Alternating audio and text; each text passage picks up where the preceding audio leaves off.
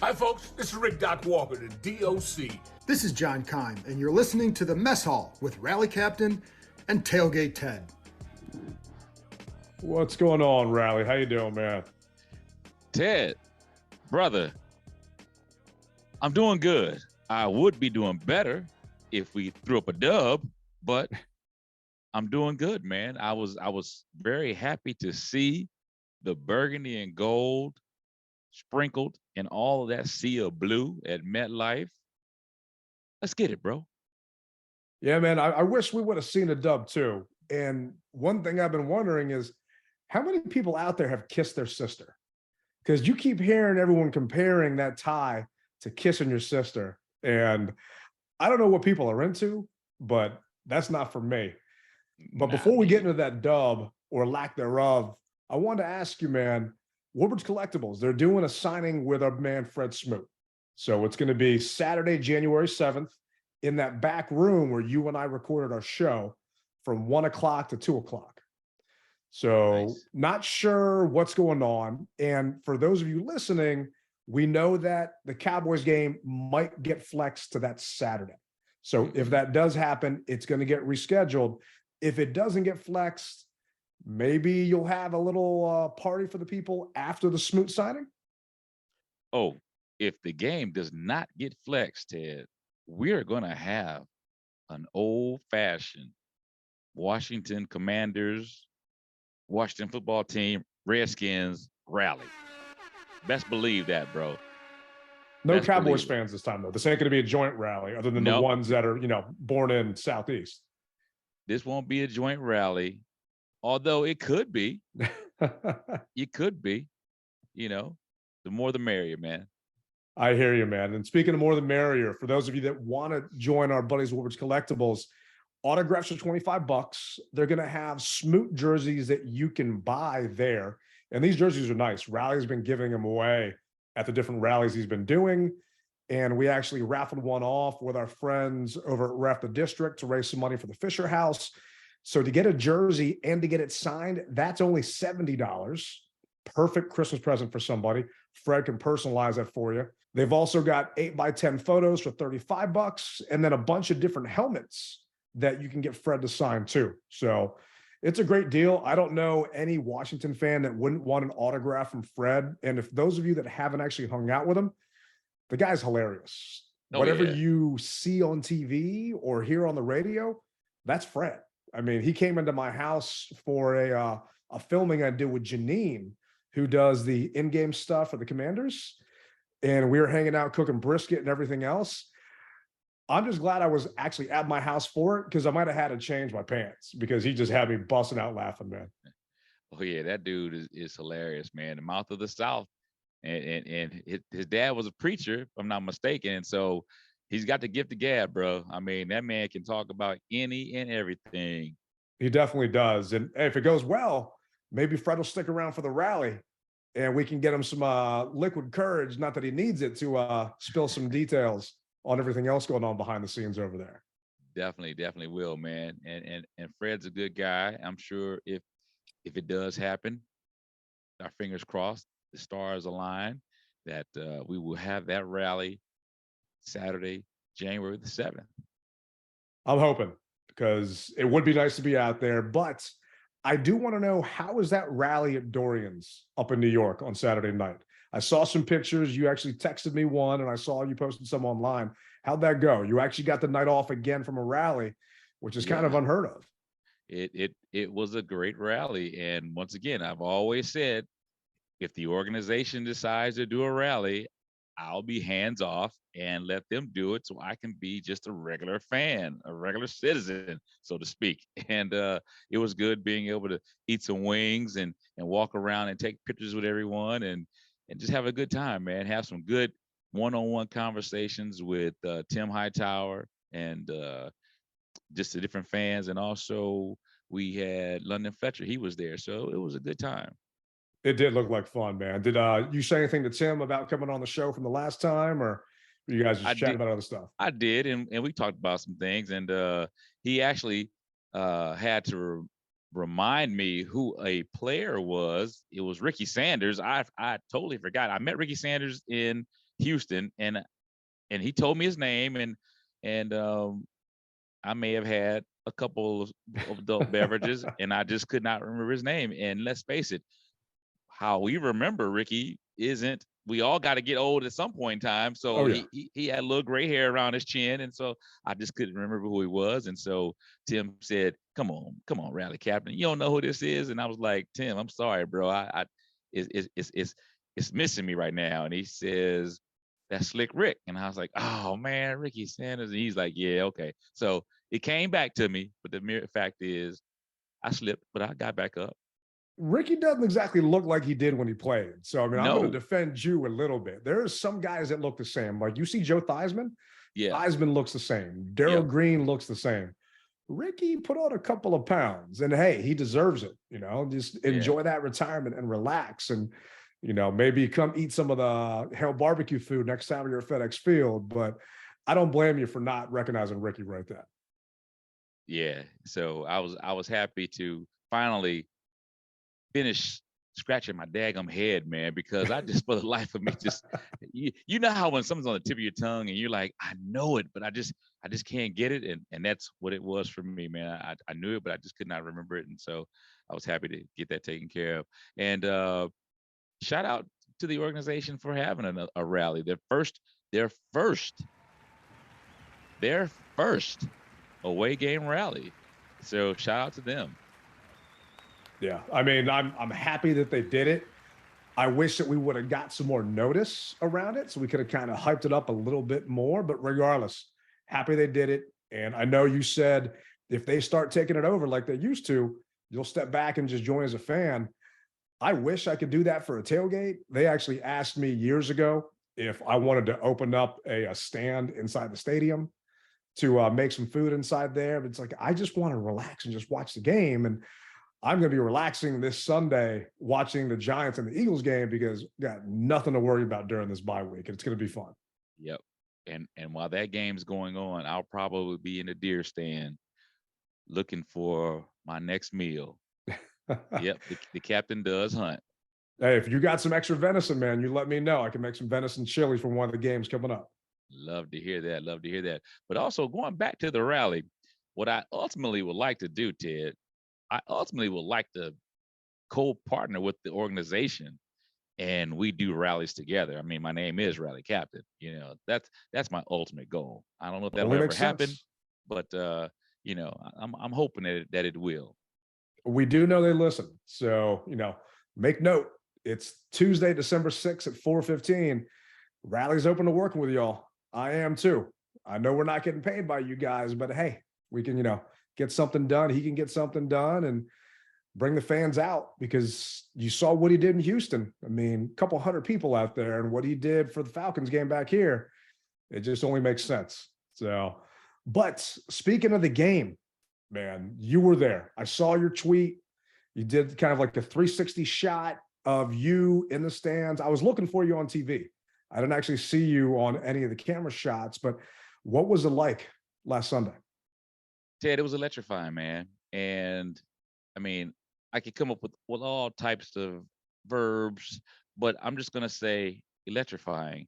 The Big Blue fans came out to support their team, and for everyone who did make their way up to MetLife Field or MetLife Stadium, excuse me, they'll go with me and say that, man, it was a great crowd. Now, I will say this, their crowd wasn't the loudest crowd, because I had someone say, well, Rally Captain, I was there and their crowd wasn't that loud. No, from start to finish, they were not that loud, but they had their points. So they had their points where, if this was going on, they got loud. And then it may have dropped back down, but then it got loud again. So you mean not when they were on offense, when they were actually supposed to get loud? Exactly, because they had huge signboards that said offense at work, be quiet, or something to that effect. So I'm hoping that our team can say, don't chant Heineke when he makes a good play. I mean, I understand that we're excited, but you don't need to chant his name because he makes a good play. All right. Or Terry. Or if you do, No, you know what? You can do that just for 1 second and then stop. That's it. I wish, man. Terry, stop. That's it. One person starts, it's a ripple and it just doesn't stop. And then Yeah. people yelling at other fans. But it's just, I wish that they handed out, instead of towels, different things like that, giveaways, like a how to be a fan for dummies book. Etiquette. Something like that. Exactly. Fan etiquette. Well, I will say that they probably won't want to spend the money on that, but they can get those digital signboards up. And when we're on offense, keep them flashing. How about that? I think That'd we be can work nice. that out. Yeah, that's something pretty simple and something that we've all requested behind the scenes for them to do. I just don't know if they don't have enough buttons on the little digital board for the guy to actually hit it. I mean, I kind of wish they would just have Larry Hess come over the Jumbotron speakers or whatever and just say, shut up. But, also on top of that, I think some of the visiting fans that come to FedEx start chanting. So our fans that are there start chanting, and then it just kind of keeps on going. Gotcha. I'm giving them maybe too much credit, and I'm hoping that doesn't happen in 2 weeks when they come to play. But it was awesome to see the environment for a December game, and we're playing meaningful football in December, which is all we've asked for, all I've asked for a very long time. And to see that you kind of had somewhat of a playoff style atmosphere for that game, at least from the pictures, there were sprinklings of burgundy and gold, but not a ton. Well, that's because that sea of blue took over, man. It really did. But there were plenty of burgundy and gold fans in the stands. And the thing that I am looking forward to is seeing that reciprocation of our fans being at FedEx Field in a week and a half. That's what I'm looking forward to. You actually think it's going to happen? I believe it's going to happen. I hope, man. I put the call out. Now, I did talk to a lot of Giants fans up in MetLife, and they said they're making their trek down because, of course, this is a playoff game to them. But I put the call out. I kind of went on a mini rant on my Rally Captain fan page and Instagram, and I said, hey, there shouldn't be any excuses. The fact of the matter is, we've heard all the excuses. Well, I don't want to support the team because they are losing. All right, well, that's out the window. Well, I don't want to deal with it because of this. Well, hey, we're relevant. And if you guys by chance have never been to a playoff game, this is going to be the closest that you will come to a playoff game without actually being in the technical playoffs. But if you remember what I said as well, we are playing every game from basically last week throughout as a playoff game. So come support the team. Amen. Amen. And this was actually Coach Ron Rivera talking about the tie.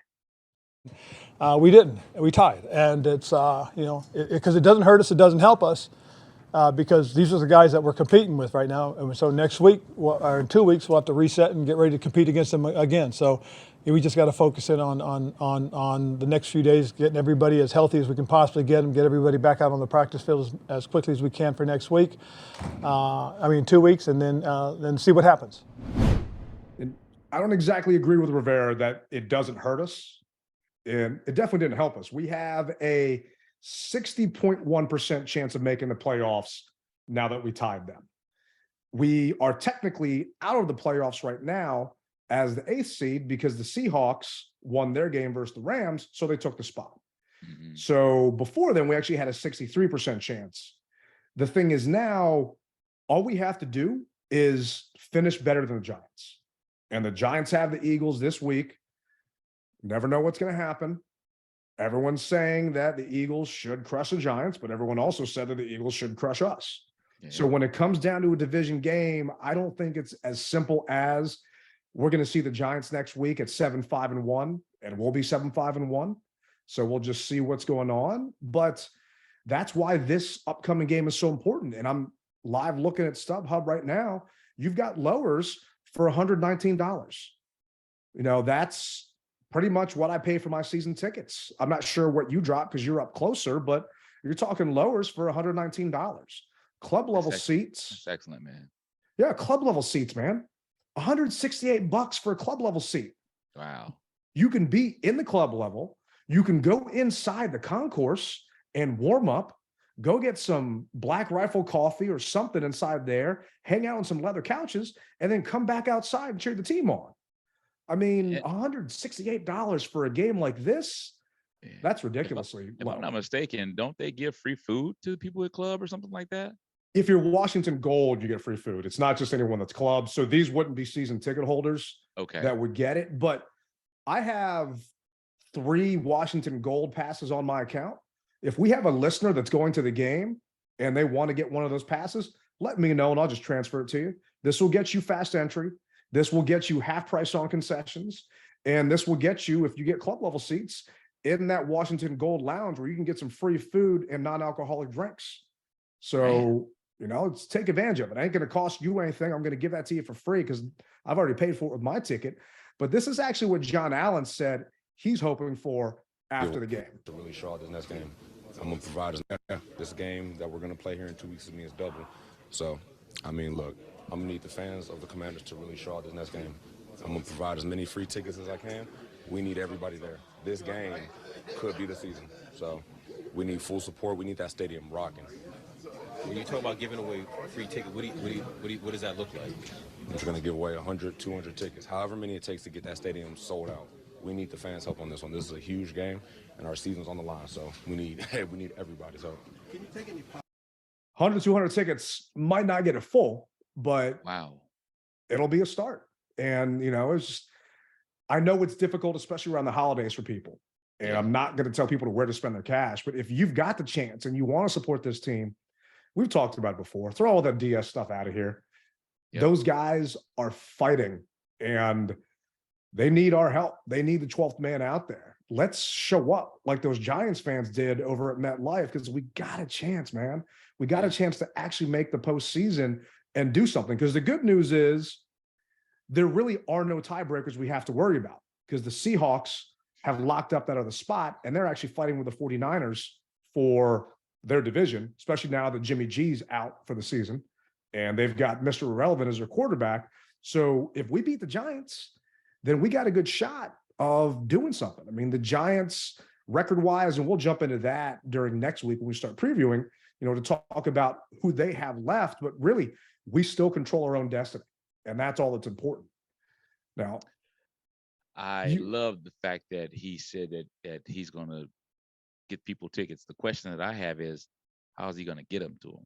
I mean, what does a person have to do to do? Email them, text them? I mean, tweet them? What does a person need to do? I mean, I think that's where we need to figure out a better deal. And I'm sure he'll probably talk more about it, or maybe he has, and I just don't know.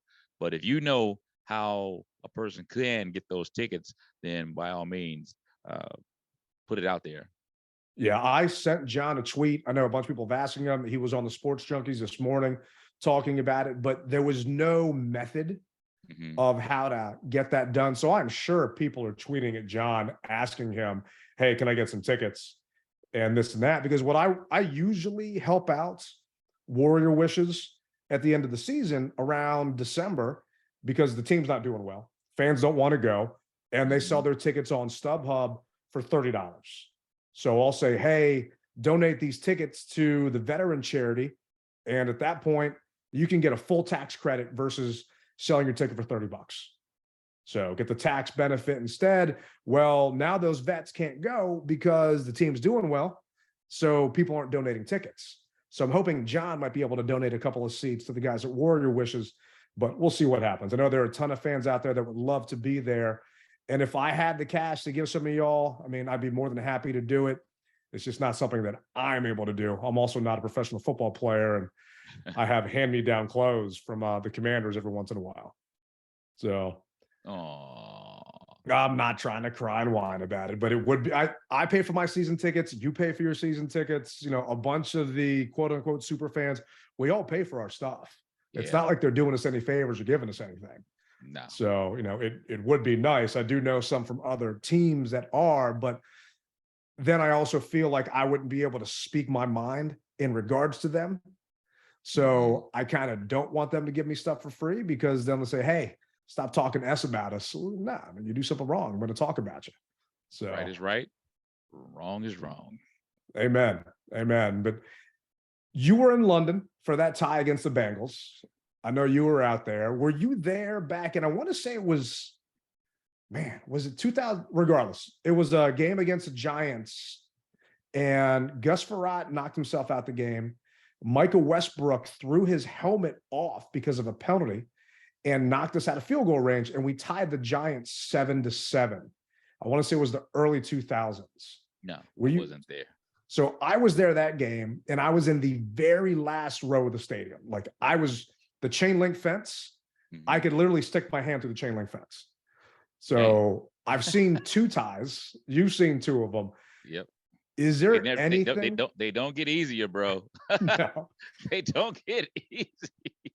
No, they definitely don't. And I guess the only saving grace when we tied in London was we flew all the way across the pond to not see a loss. So I was happy about that, but it was still kind of frustrating to go all the way to London to not have a winner out of that game and to have it come down to that. And for you, I mean, is there anything positive you can take out of that tie against New York? No. Yeah, I mean, the only thing, as we were saying, well, we didn't lose, but we didn't win. We didn't win, but we didn't lose. So, I mean, it's just one of those things. You're in limbo. Yeah. And there's nothing that you can do except play the next game to get yourself out of limbo. And the good news is Rivera said he's going to find something positive out of it. Is there a positive to or something to take away, knowing that the Giants are your next opponent and you're going into the bye week where you want momentum, but yet it's a tie? Like, what can you get out of what happened today that will help you in 2 weeks? I'll find something. Seriously, when I get a chance to watch the tape, I'll find a positive. We're going to harp on that. That's for doggone sure. I promise you that. I would love to know what he finds that's positive, because I've gone back and watched the game. I'm not sure if you had a chance to yet. I've had and thank you to everyone that reached out about me and the surgery and everything else. That's kind of why we're recording on Tuesday. I've had nothing but time on my hands, just kind of sitting around relaxing. So I had a chance to go back and watch it. There aren't too many positive things I can think about that game. It was just more so frustration, because we shot ourselves in the foot. We had way too many penalties at costly times. You had a couple of BS penalties on Logan Thomas and Cole Turner. The one that really pissed me off was the penalty that, what was it? Trying to find it here. Percy Butler had on the punt. And I'm not sure if you remember the punt, but it was in the 4th. Alex Erickson got the punt and then returned it back to the 36. So we weren't too far out of field goal range at that point to potentially go ahead. But Percy Butler ended up blocking his guy while he was out of bounds, and we got an unsportsmanlike conduct that pushed us back to the 9-yard line. It's just those little mental mistakes like that drove me crazy watching the game on TV from my couch, because it's those things that you can fix. And there was a scramble that Daniel Jones had where it was maybe 15, 16 yards. All because one of our D tackles decided to get too aggressive and not stay in his lane. And Daniel saw it, and then boom, just took off. They played undisciplined football. And when it came down to it, you knew going into this game against the Giants, you couldn't afford that. And they shot themselves in the foot. I mean, what was it like watching it from a stands perspective and just kind of the going up by 10, and then all of a sudden the Giants just turning around and scoring all those unanswered points? Well, I try not to get too excited during the first and second quarter of the game, because we've seen that our team will allow people to come back. So, but I got excited, Ted. I did. I broke one of my rules, and I was talking cash trash to the Giants fans. I mean, I was, bro, because I felt that this was going to be a typical Commanders game where we were going to dominate, and no. So everything that I threw at them, I got thrown right back at me, bro. And so I gotta say, man, that once again, when you're at the stadium, you miss things. I mean, you if the ref's mic is working, you may be able to make out every other word that he said. So I didn't hear. I just heard what I thought was a legal block or something like that. That's all I heard. Now, and so you can't see it, but it's just one of those things. Like you're like, what the heck, man, really? So I'm like, all right, Taylor, what you gonna do for us? How you gonna get us out of this? And I will say this, man. When Sly was warming up, he was missing those field goals from that range. Really? Yeah, he was. I think he may have made 1 out of 5 or 1 out of 6. And I was saying, man, this is going to come back and hurt us. And I said, he's going to push it. And that's what happened. I saw it during warm up. And I was talking to Rodney. We went up together, and Rodney was like, yeah, man, I'm seeing him missing these things. And so I just felt that. My fingers were crossed that he would make it. But nevertheless, what happens in warm-ups a lot of times is what happened in the game. So, And yeah. those of you that haven't been to a Giants game, whether it was the old stadium or the new one, it's no joke. The wind really does swirl around down there. And they used to say that the Giants would open up one of the doors connecting to the field from underneath the tunnel, which would change wind direction. And I remember being there, and it was the year Sean had passed away, and Todd Collins went on that run. And it had snowed maybe 12 to like 16 inches the night before the game. And my boy that's with me at the game wore nothing but blue paint. He was a Giants fan. He actually ended up getting hypothermia because he was a dumbass. And there was a time when we were going to kick a field goal, and all of a sudden this just gust of wind came out of nowhere. It's like, oh, they opened that door. And when Sly lined up for that 52-yard kick, I'm thinking to myself, all right, what are the odds? Because I was worried because he missed an extra point the week before. Luckily, he made those, and that 52-yarder, he definitely hooked it left a little bit. But the good news is it was also bad for them. I mean, their guy, Graham Gano, lined up for a 58-yarder, and that came up short. And a couple of people tweeted us and said, why aren't we lining someone back there to catch that? It's a fair ball if it comes up short. I don't disagree. It would have been nice if we did do that, because you don't want to rush the field goal kicker and knock into him and then get a penalty and make it shorter. I don't know why the team and Nate Katzer and the special teams didn't decide to put someone back there. It would have been very highly unlikely that someone would have caught that and returned that back for something, but you never know. It reminds me of when Troy Vincent blocked a kick against the Cowboys. Sean Taylor picked it up, and there was a face mask. And that got us into field goal range because of the face mask. So never say never. It would have been nice to have them kind of attempt that, but the game didn't come down to that. It came down to a couple of mistakes, a couple of offensive linemen giving up some sacks, tight ends giving up some sacks, and the Giants had 18 pressures. So watching this on TV, my frustration was, why aren't we stopping Daniel Jones? He's eating us up with his legs right now. We knew that he was going to be able to do this, and yet there really didn't seem to be a game plan. Jones was 12 carries for 71 yards. Even when we did have a spy, one time it was David Mayo. Sorry, David Mayo is not going to keep up with Daniel Jones. We just looked like we got out-coached. And it was frustrating to see because they were rushing and bringing their ends in on our tight ends. And we lost Tyler Larson, who is most likely gone for the season. Ben Standing tweeted that he's getting a second opinion, but it's a dislocated kneecap. We lost Sam Cosmi during the game, who was playing in at guard for an injured player already. So then we had to have Wes Schweitzer come in for Cosmi. So then our backup center, who typically would have been Schweitzer if he was healthy, was actually Nick Martin, who we haven't seen in a long time. So that offensive line didn't have the communication it needed. And I don't know where you were sitting. Were you in the end zone? Were you on the sideline? End zone. So were you in the end zone where Leno got beat and Heineke basically got dropped right at the one, almost could have been a safety? Yeah. And it was just so frustrating because it was lack of communication. How was that end zone? Was it loud? Were the fans going crazy? Could they not communicate or hear? Or what was it? it was loud, and I'm surprised that Taylor could hold on to the ball the way he did. I Yeah. mean, because number 5 came in out of just no man's land and just leveled him. And Thibodeau. Thibodeau, yeah. And so Thibodeau, man, you know what? I, that name brings back memories, brother. New Orleans. I met a girl named Thibodeau, and she was Creole girl. Anyway, That's a getting story for a back to live pod one of these days. but so yeah, they were loud, man, and it was crazy.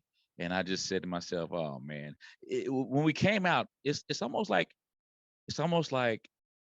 people felt like how I felt. We had intensity, but then once we went up to nothing, it was like, yep, we're the Commanders, and this is what we do, and we can let off a little bit. That's what it seemed like. Now, I'm not gonna say Yeah. that that's what happened, but that's what it seemed like, bro.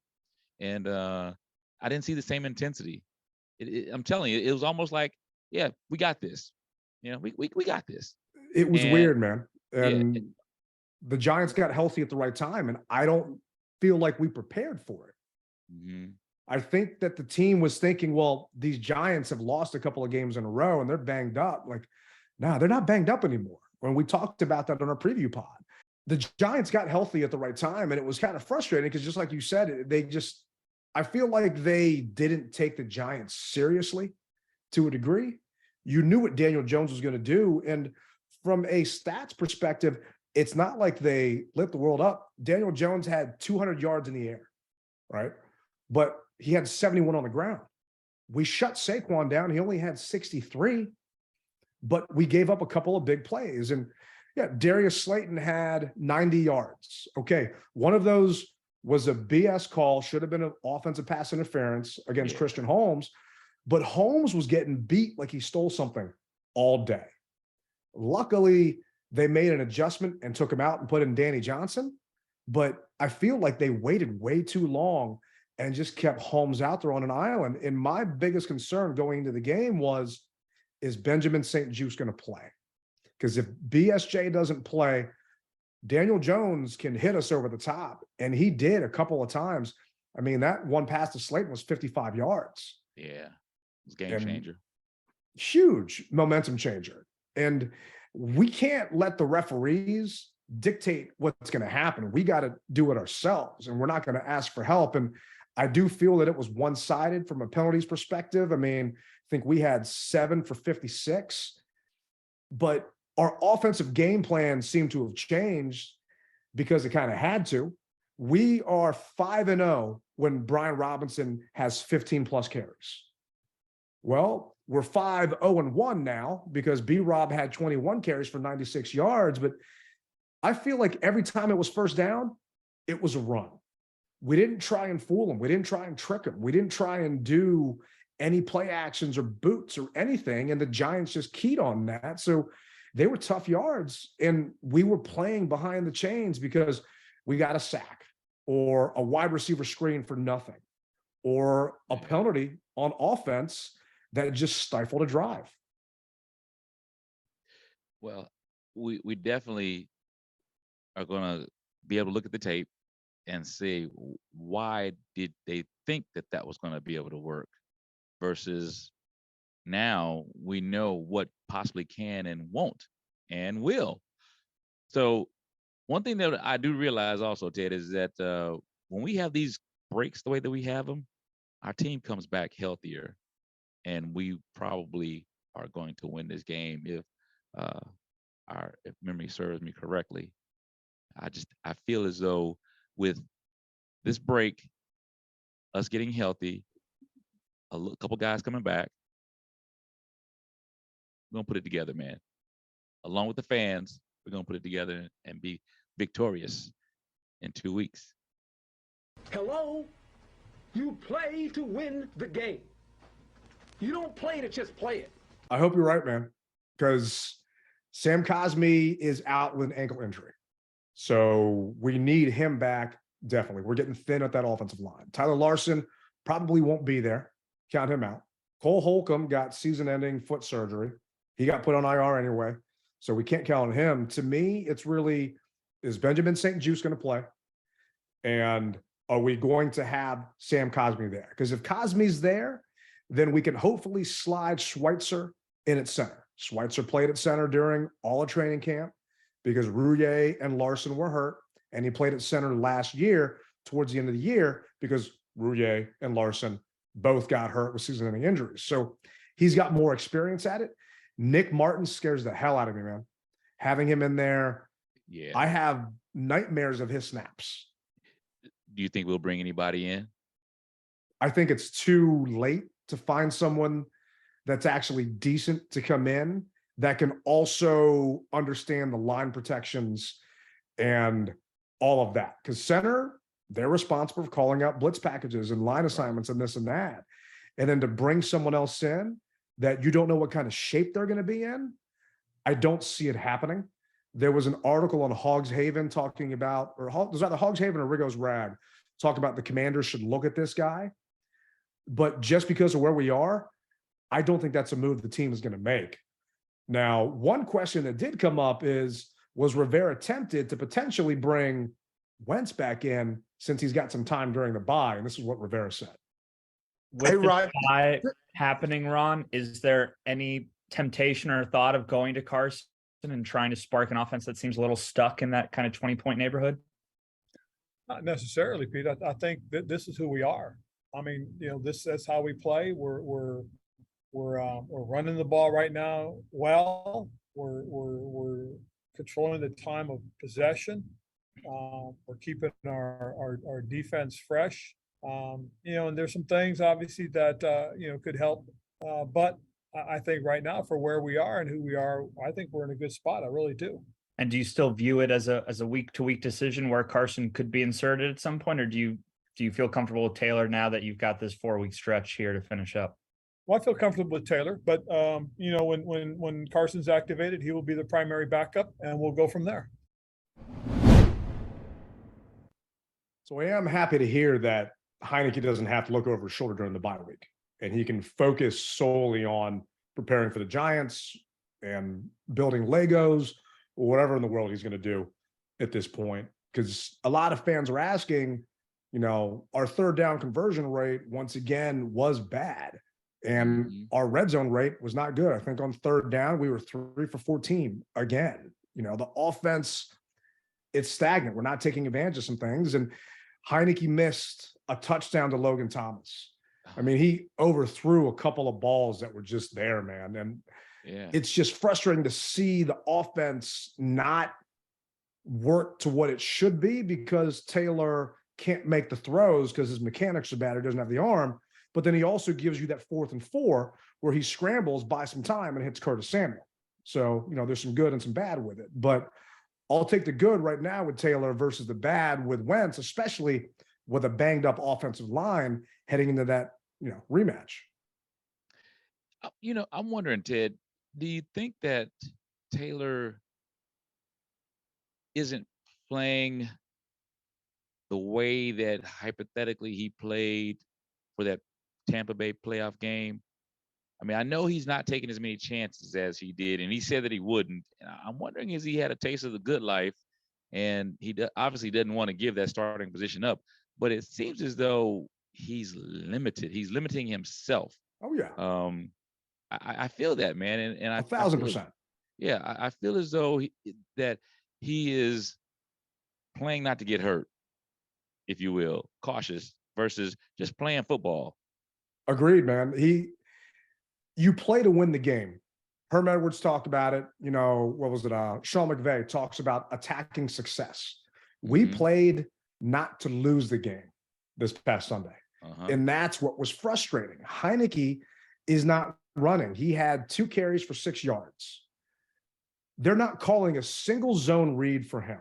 Either zone read is when the quarterback is going to keep it, or he's going to give it to the running back, depending on what the defense is doing.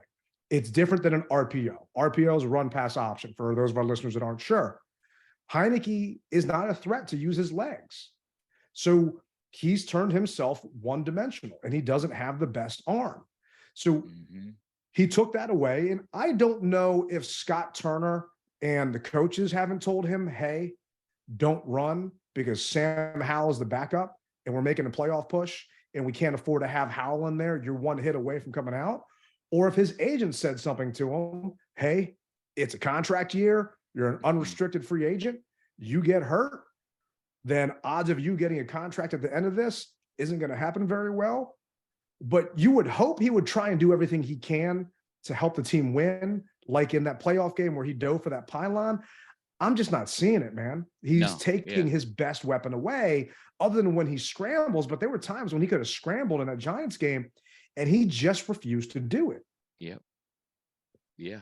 And that's, so everybody's seeing the same thing that I'm seeing, because I think that, like you said, you are now, granted, I'm not the one who's taking the hits. So I can sit back on my couch or the stands and eat my hot dog and drink my Pepsi and say, he should have ran the ball. I mean, I can say that. So it's obviously different on the field, but it just seems different, man. And I wish that it didn't seem that way, and that he could really put some things together and do his slide the way that he knows how to, because we've seen him slide, baseball slide, and not go head first. We've seen both.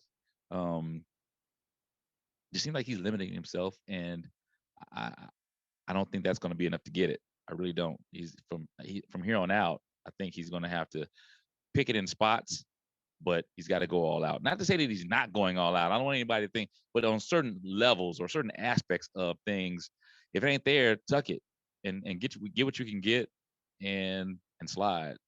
I mean, Daniel Jones showed what you got to do. You don't got a guy open, use your legs. I mean, some of those were design runs, some of those weren't design runs. And Jones tucked the ball and ran. And I just think Taylor is scared. And yeah, I said scared to lose that starting job. Yeah. Because he knows Carson's waiting in the wings, and Carson's not activated right now. So he's not on the 53. He's not ready to go. And he's been sick the past couple of weeks. But I'm sure he'll be fine to come back in time for that game. And coach said it himself, when Carson is ready, he'll be the backup. But having him there waiting to go, Heineke dropping back 41 times is a recipe for failure. Disaster. We talked about it. If he drops back for more than 27 times, odds are that game's not going well for us. And he dropped back for 41. And okay, his passer rating was 101.2. Sorry, it's misleading. He didn't have the best game. He had a couple of balls that were overthrown. The touchdown that Terry had was behind him. And if Jahan Dotson doesn't hit the spin button, I mean, we're coming up short. They did drive down the field. It's the lack of consistency that is so frustrating for me. And everyone knows that has listened to the podcast, I'm not the biggest fan of Taylor. It's the lack of consistency with the offensive weapons we have. Earlier on in the season, Carson Wentz didn't have a running game because Brian Robinson was coming back from getting shot, but he had a passing game. Now we've got a running game, which should open up the passing game, but we got a quarterback that isn't taking advantage of it because he's got bad mechanics or just can't make the throws. He knows the guys are going to be open. He's just not hitting them.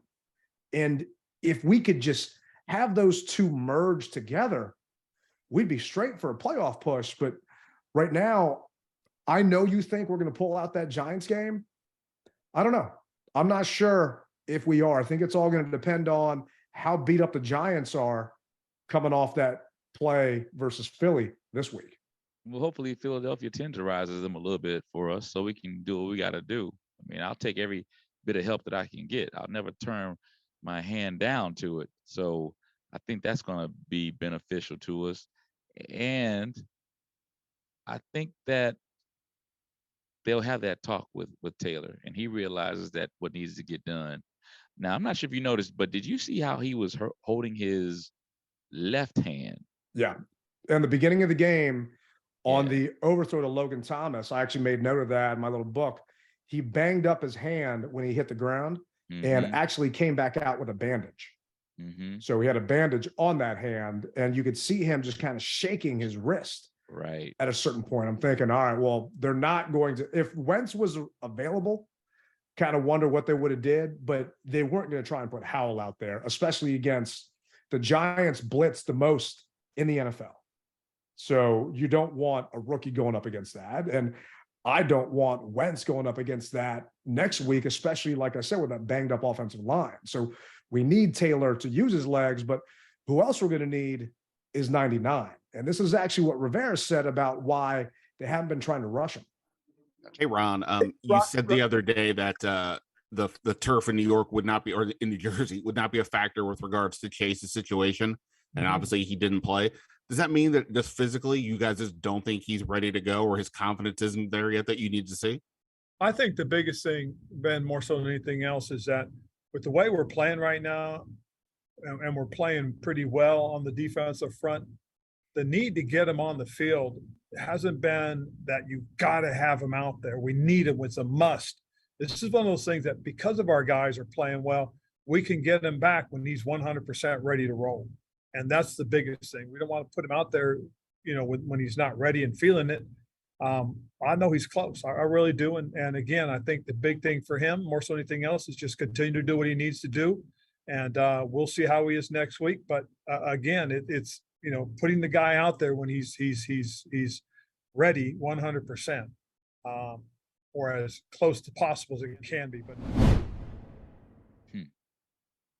saying that the rest of the team is playing well, so you don't want to put him out there, I'm going to disagree, because we lost Montez Sweat during the game because of concussion.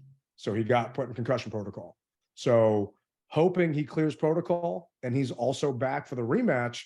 But when you lose Tez, it would have been nice to have Chase come in there. Even though he would have been limited, even though he would have been on a pitch count, it still would have been nice, because defenses have to prepare and to plan for someone of his skill set and his talent.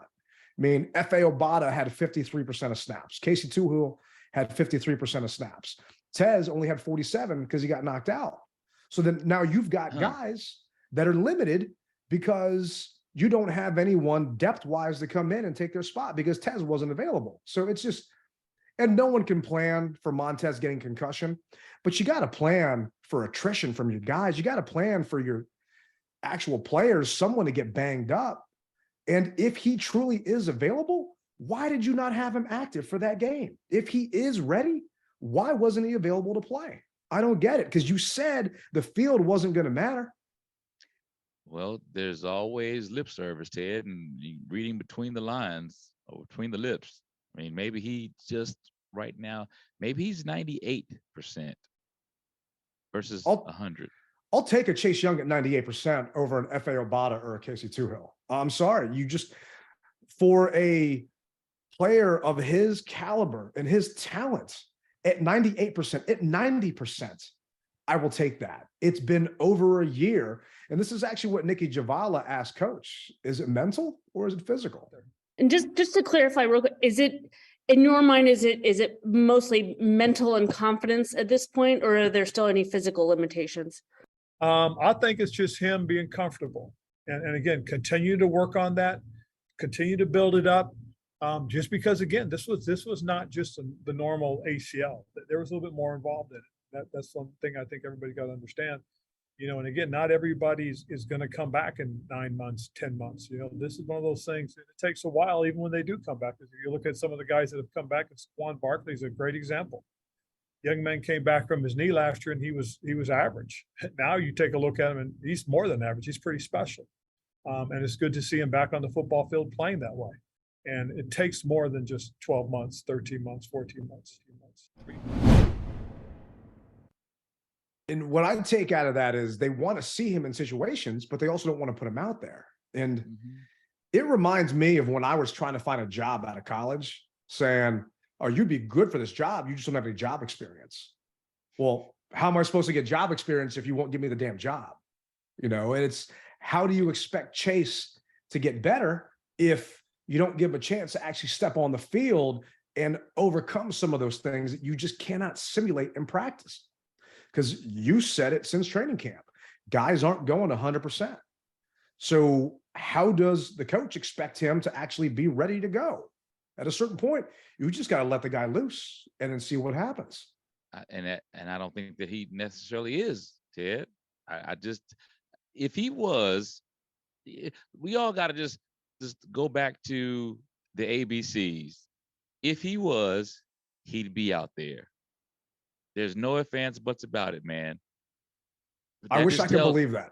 That just tells me that right now he keeps telling you, he keeps saying it. Read between the lines. Everybody thinks that it's just a year injury. No, sometimes it takes 12, 13, 14 months. He's saying it. And he's very close, but close. We're not playing horseshoes. So why put him back out there and potentially hurt himself again when in the back of your mind you knew that he wasn't right? You knew he wasn't right. We've gone through this with too many other players, and the latest and greatest was RG3. He shouldn't have never been back out there, but he did. And so now he'll never live it down. The organization will never live it down. We will never live this down. If he doesn't play next week or in 2 weeks, then I almost say shelve him for the season. And that's how I feel. I hear you. I don't feel that it's a structural thing with his knee. I feel that it is him not feeling mentally confident that he can do it at this point. Because structurally, they're saying everything is fine. I think that it's a mental thing with him, and he needs to get reps and to get out there. And let's just be real. I don't have expectations of him being the Chase from 2020 or whenever he got Defensive Rookie of the Year. But to me, Chase, like I said, at 90% or at 80% of what he was is better, at least from a depth perspective, to even give a couple of your guys a break because you lost Montez in that game. Tez had 31 snaps. John Allen played 98 snaps. Let's see. Jamin Davis played 100%, which was 66 snaps on defense. So Montez Sweat played less than half of that. And you don't have anyone else to come in after him to really spell your guys and give you a break. And when you've got a running team like Daniel Jones and Saquon, we're just kind of going up and down the field, you need fresh bodies. You do. But Ted, you got to think of something, man. I know you keep saying you rather have an 80% or a 90%, but what happens with that 80% or that 90% becomes a liability? And I say that when you're doing the dummy drills where we've seen where they smack it with one hand and then swim with the other hand. Well, if by chance when he's doing that, if he feels something or gives him something that's not right, there's a reason. If you feel, yes, it could be surgically repaired, no doubt about it. But when I do this, it don't feel right, Coach. Now that hasn't come up. But at no point in time has that come up. They have said he has not had a single setback during this. Ted, they also said that doggone Cole Turner or Cole Holcomb was his ankle was good, and now look with him. I'm not believing it, bro. Come on, man. Then don't activate him. Then don't take him off of IR. Well, the thing is, they expect for it to be better, but when between me and you one-on-one, coach and player, when I do this, Coach, I'm still. I mean, I know I'm there, Coach. I'm there. But when I do this, and I'm rushing off the edge, and I try to do this swim move, I feel something. Now, hopefully next week it will be better. But right now, it's just not where it needs to be. And so that's what I say.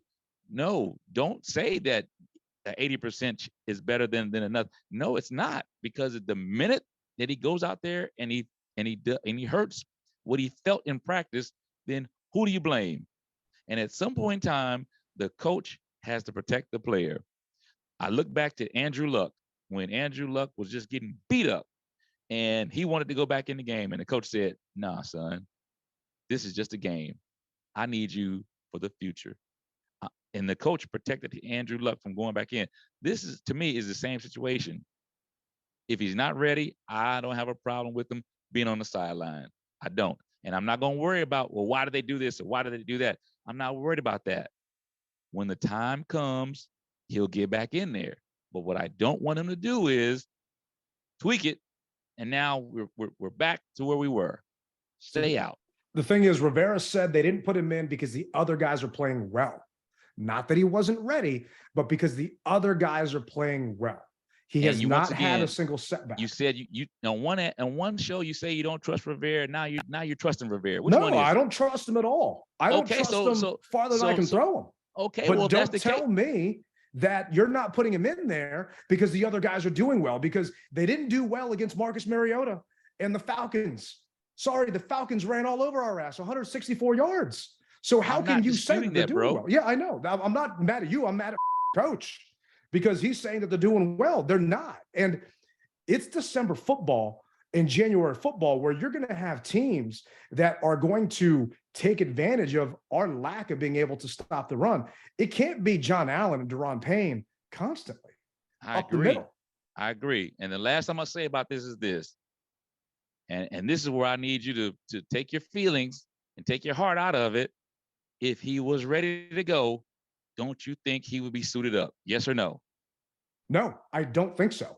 Because I think they're concerned with him being a liability considering how everyone else is playing. And I disagree with that. I disagree with that. I feel if the man was 100%, he'd be in the game. I think he is 100% right now. Well, then he will be in the game. And, they would sprinkle him in because, okay, once again, we don't get paid millions of dollars to make these decisions. They do. So if they're seeing something that us Shade Tree fans aren't seeing, we got to, at some point in time, say, push back from the dinner table, bro. At some time, we got to push back and leave it alone. And that's where I am. I'm leaving it alone because something just is not right. Keith Sweat said a mouthful. Something just ain't right. It's not. And when it becomes 100%, he will be out there. He will be. I think he'll be out there coming up against the Giants at home. I think part of it was they didn't want to put him on that turf out at MetLife. And Tyler Larson actually tweeted out, and I don't know how often he tweets, but he tweeted #SaferFields because he's blaming that field for him going down.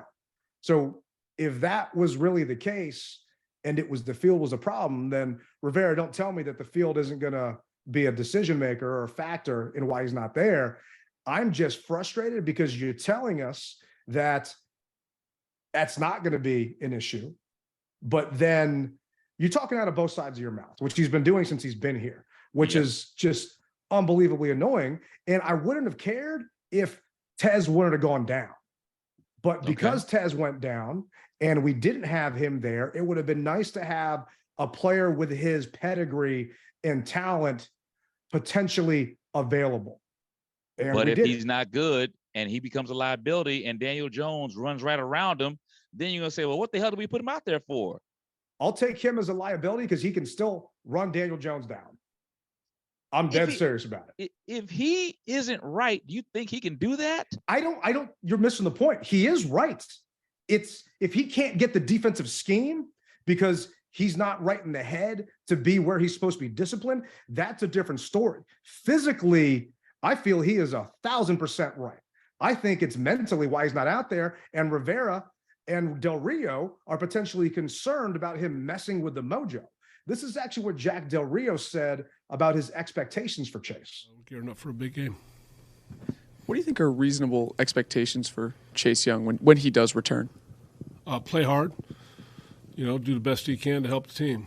I think the biggest thing is not to make it about him personally as much as just come out, give great effort, fit into the rotation, and do your job, and that's what our guys have been doing, which is allowing us to play well, and that's not going to change.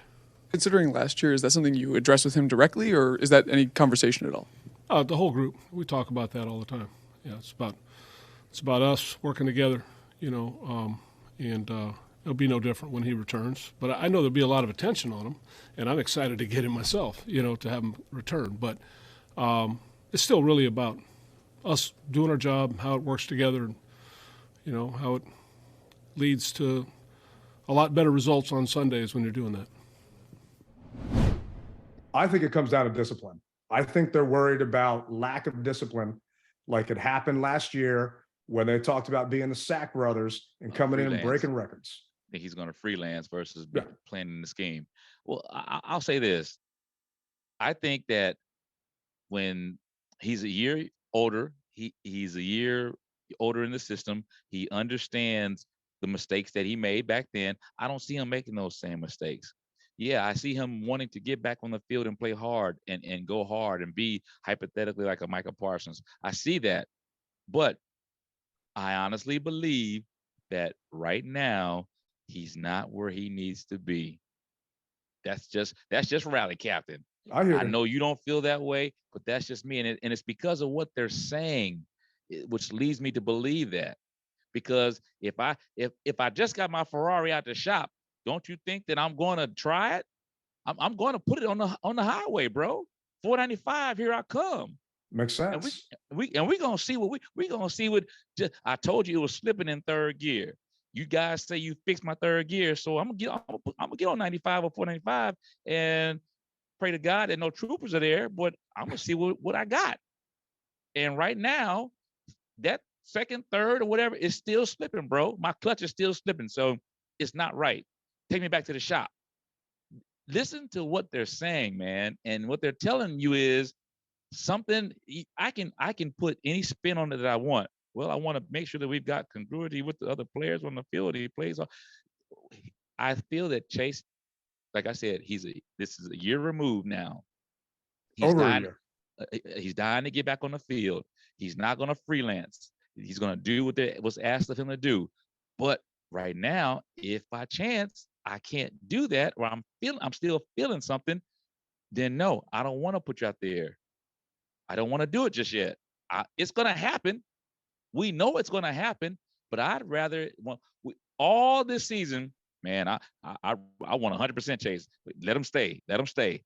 I want 100%. Now we're saying no. I'll take 80%. Well, we can't have it both ways, bro. Either you want him 100 or you want him 80. I want him 100. And because of that, yes, I understand that Tez went down. I still wouldn't want him out there, bro.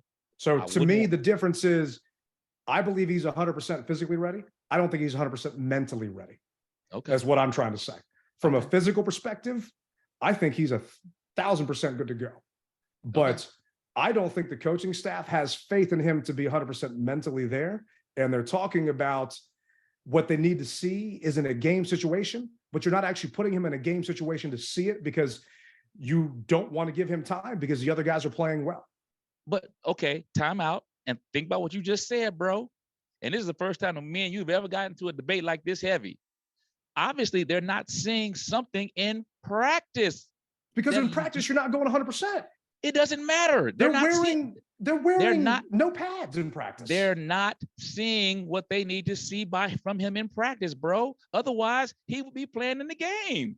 I don't agree. I don't agree, man. All right. We're going to have to agree to disagree. There's obviously some reason why he's not there. Rivera just said it's because the other guys are doing well. I think that's a bunch of BS, but it is what it is. But let me text Chase and ask him, man. Please do. And then ask him how we can get some of those tickets from John Allen to get out to some of the people to get in those stands. But what do you want to see these coaches work on during the bye week? Because the players, they're not going to be working on anything. They're just going to be hopefully stretching and making sure they're healthy. What do you want the coaching staff to work on during the bye week? I want them to scheme up things better for Taylor. We understand Taylor's a baller. We understand that. The same intensity and we came out in a hurry up against the Giants, and we moved the ball down the field. 3 snaps. That's all we did, because I was actually surprised that we came in and hurry up, but it was only 3 snaps. I don't know why they didn't keep going. And that's what I'm saying. It's like the intensity was let down. And that's what I want to see. I want to see hurry up, and I want to see him tell him, hey, man, if it's there, run it. Basically be like RG3. If your first read ain't there, then tuck it and run it. But I know that's not, to a degree, that is Taylor, but that's not Taylor because he goes through his progression. And I'm very happy to see that we have a quarterback that can go through his progressions and still be pocket savvy. I'm very happy about that. But go ahead and get those couple extra yards and slide. Don't worry about my fan duel with you rushing over 16 yards or anything. Don't worry about the Rally Captain's fan duel. You just go ahead and get it done, man. I put in a $10 parlay, and it killed me because it was Brian Robinson getting an anytime touchdown. It was the under at 40.5, the Commanders on the money line, and Saquon getting a touchdown. So I lost the over. When Saquon got that TD, thinking, oh, this is going to be easy. It's going to be a lock. I'm going to hit this thing. Yeah. Because all we need is B-Rob. B-Rob will punch one in, and we can't go over 41 points. I'm straight. Well, we ended up tying the damn game. Mm-hmm. B-Rob ran out of bounds. I don't know what the hell that one was about. I mean, he was nowhere near the sideline, and his momentum wasn't drifting him out there. And I'm not saying he was trying to avoid a hit. It was just kind of weird, man. And I don't really get that. And it just, yeah, speaking of FanDuel money, that did not work out for me. But one thing I would like to see is red zone offense, man. It's just our red zone. We're currently 17th in red zone. 50% of our trips end up in TDs, apparently. It feels less than that to me. And I don't know if some of those numbers were when Carson was in at offense or if those are strictly Taylor's, but that's for the actual season.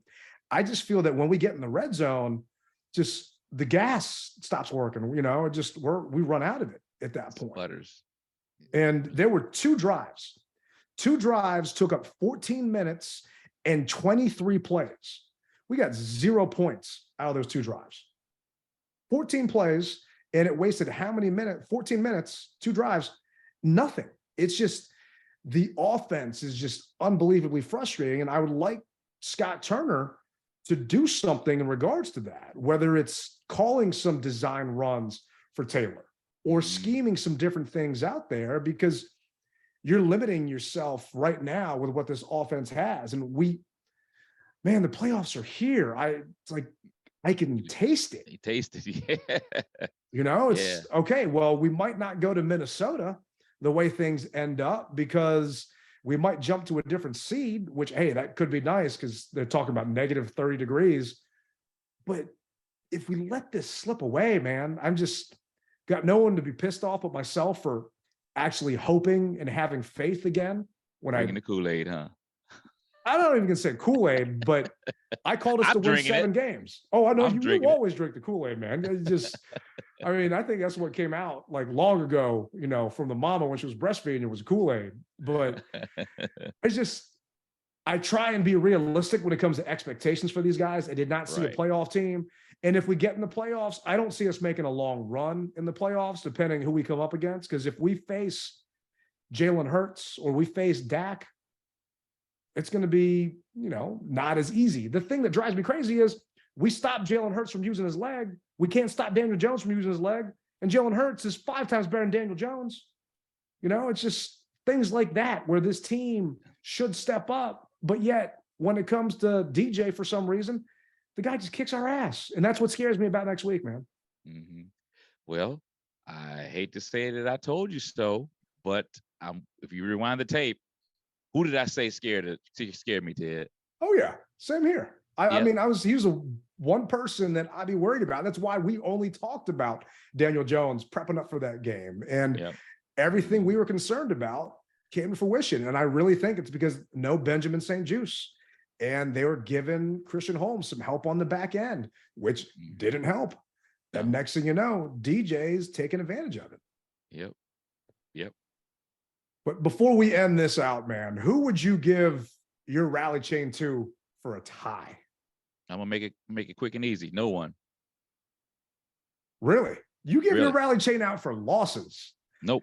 No one. And by the way, I did see a non-player wearing your rally chain. I wanted to talk to you about that one, man. That was an interesting sight to see.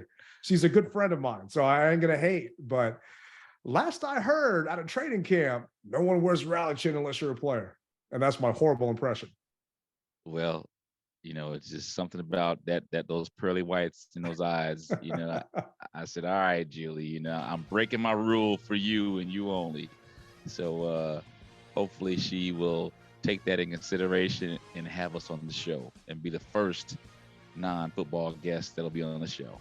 That would be nice. I am going to say we haven't tied since that London game, and you let a non-player wear your chains. I'm not going to say that's what it was. I am a little superstitious. But well, that stops it. See, you did it. I just, you know. No one else. And see, I was just looking at Darren because Darren's been asking me for a while. So Darren, I'm sorry, bro. I can't do it. Ted just said it. We broke the streak. Unless Darren wants to join us next week on the show, then maybe you can use that as leverage to get him to hop on with us. All right. But speaking of which, the game, if you guys are listening, you all know it got flexed to Sunday night. And I hate night games just because I can't stand sitting there waiting around. I mean, what do you feel about us moving to Sunday night against the Giants? I like it, but I don't love it. And I like it because of the fact that the whole world is going to be watching us. Once again, like Monday Night Football, we beat the Eagles in prime time, and it was a great feeling that the whole world saw the beating that we put on the Philadelphia Eagles. As far as I don't love it because, man, I got to get up and go to work, bro. That's a good point. John Allen actually said he's not going to get home until 5 a.m, talking about how bad the traffic was at FedEx Field. So, John, if you're trying to get people to come to the game, just little tip of advice here. Don't tell people how bad traffic is, because that's kind of a deterrent to get fans in those stands. Actually, though, man, on a Sunday night like that, getting the game ending around 11:30, 11 something, there shouldn't be any traffic Sunday night going home. Now, I understand that you got to stay back and you got to do your press clippings and your releases, and you got to walk to your car because all the fans are trying to take pictures with you at the parking lot. But there won't be any traffic Sunday night. You wouldn't think so. It's a non-holiday, so you should be able to get in your whatever you got and put your commander's light on and just speed down 495, 66 to get back to Centerville or Loudoun County, Ashburn, whatever have you. Yeah. You know what makes traffic disappear? A win. That's what we need. Yeah. I can sit in 5 hours of traffic after that and I won't give a damn. But Sunday night, man, I'm excited. We all had 1 o'clock kicks the entire season, but we got flexed to this one. I'm looking forward to it, and I'm looking forward to recapping, well, not recapping, but previewing that next week with you. Heck yeah. And for everybody who likes to hunt, wish me luck, because I'm looking for a buck. They might need to get you and the Left Hand Up guys on the remix version so you can start busting some rhymes with them. Well, I'm going to come out with this video here in a little bit, and you'll laugh at it. So stay tuned for it. Sounds good, man. Sounds good. Well, I appreciate everyone jumping on. Appreciate you moving the date for me so I could actually recover a little bit and record the pod. Definitely, man. And once again, everybody, thank you for listening. For those who are thinking about subscribing, subscribe, like, help us out. We're here for you. Thanks, Ted. I appreciate it, man. I'm glad that you're doing well. And for everybody, once again, rep it hard. Don't rep it at all. Rally Captain, Tailgate Ted. We'll see you on the next one. We're out.